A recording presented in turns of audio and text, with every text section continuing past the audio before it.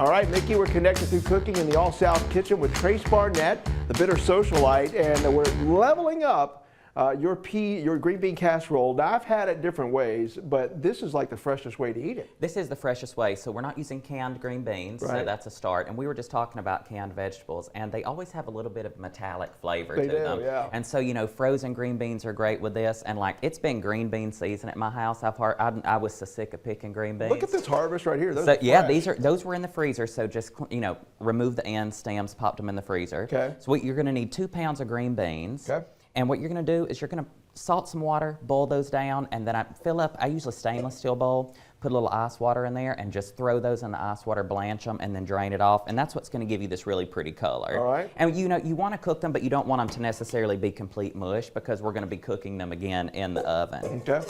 So in our skillet here, I've already got some work done for us. I have an onion, 3 garlic cloves, and then also 8 ounces of mushrooms. And you're going to want to cook your onions down, get till they're translucent and brown, 5 to 8 minutes.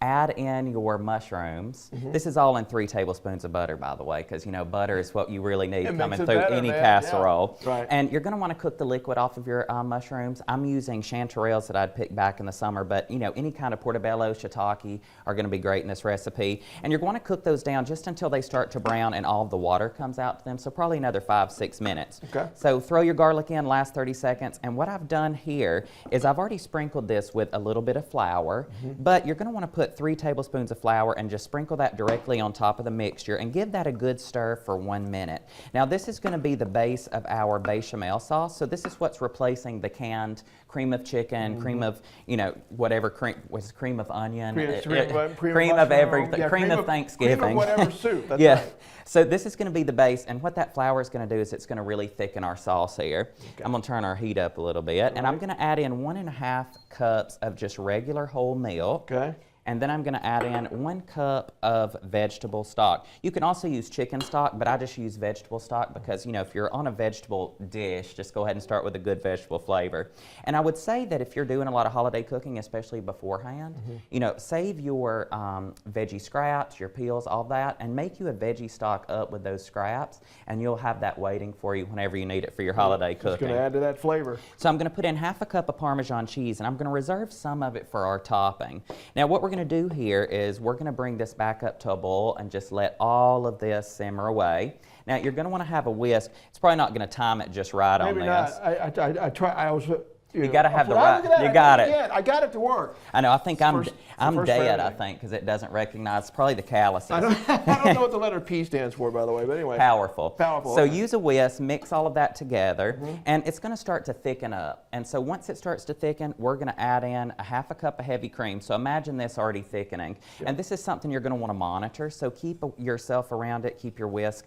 Keep it, if not, it's going to stick, and we don't want it to burn. Yeah, you don't want that. So I'm going to season it up with some salt, pepper, and I've got a little garlic powder and onion powder in there. And then last but not least is just a splash, just a little pinch of nutmeg. Ah, now that's secret there. That's the secret. That's going to add our depth of flavor, and that's also going to really bring that holiday flavor, that richness that you want in this bechamel into our casserole. So imagine this is cooked up, you know, 5 to 6 minutes again. It's thick. Imagine this it's thick. It's really thick. Right. And so we're going to pour this over our casserole.